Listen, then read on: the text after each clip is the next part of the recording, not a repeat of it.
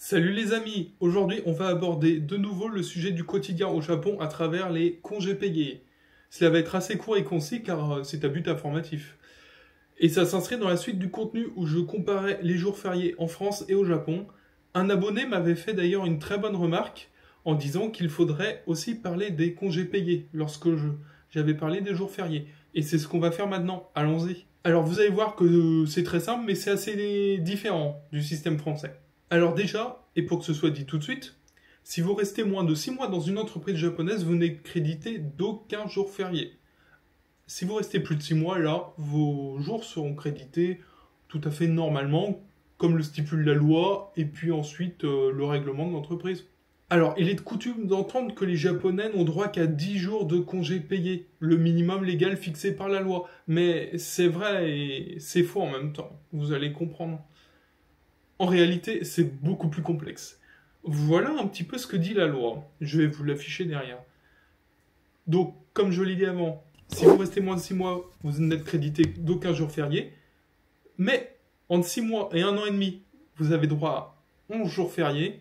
Entre 6 mois et 1 an et demi dans l'entreprise, vous avez le droit à ces 10 jours minimaux. Ensuite, au bout d'1 an et demi, vous avez le droit à 11. Au bout de 2 ans et demi, à 12. Et ça continue comme ça.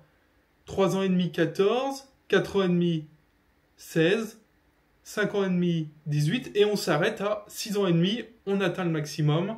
Au bout de 6 ans et demi, dans une entreprise japonaise, vous avez minimum 20 jours de congés payés. Et oui. Et bien sûr, suivant la générosité de votre entreprise, il est tout à fait possible d'avoir plus. Moi, à titre personnel, par exemple, j'ai le droit à plus. Tant mieux. Sinon, il est important de noter que les congés crédités et non pris durant l'année sont reportés l'année suivante. Mais et c'est ça l'important aussi, disparaissent au bout de 2 ans s'ils ne sont toujours pas pris, et sans compensation. La loi stipule aussi que 5 jours minimum doivent être réellement pris par an. En bref, et ce qu'il faut retenir, c'est que c'est l'ancienneté qui paye au Japon.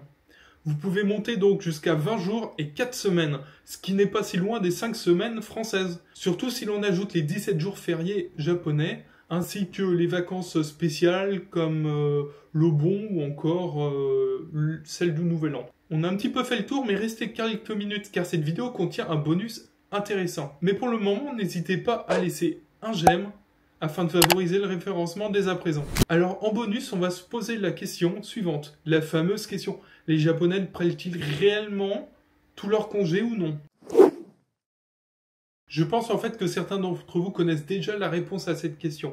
Effectivement, les congés payés et les Japonais, ça marche pas encore tout à fait ensemble. En 2016, une enquête du ministère de la Santé et du Travail a d'ailleurs montré que si les Japonais avaient le droit à 18,1 jours de vacances en moyenne durant un an, ils n'en utilisaient que 8,8, soit même pas la moitié. Les raisons à cela sont nombreuses. Peur de passer pour quelqu'un de pas très motivé, pas très dévoué envers l'entreprise. Peur de laisser une surcharge de travail à ses collègues en cas d'absence. Problème de délégation. Si je ne suis pas là, d'autres collègues ne savent pas ou ne peuvent pas faire mon travail. Et d'ailleurs, si mes collègues n'en prennent pas, j'aurais un petit peu honte de demander à prendre des vacances, moi.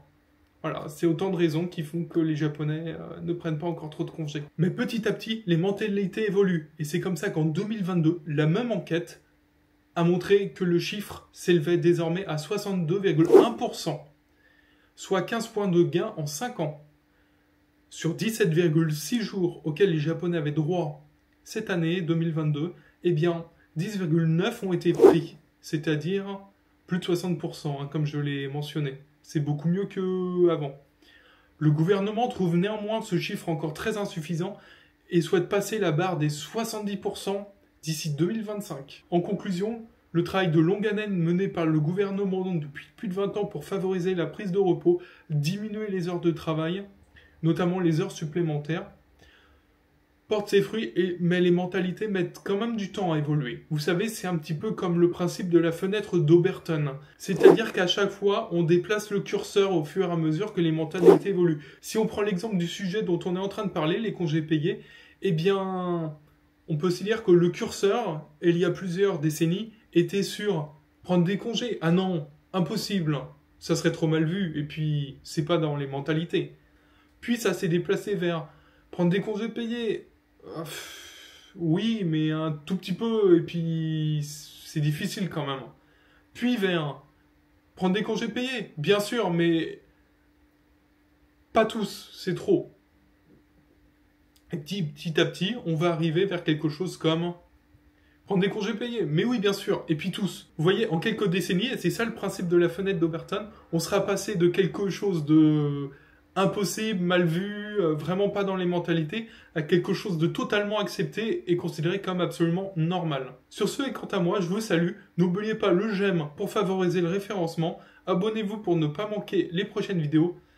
Et on se retrouve très bientôt. À plus.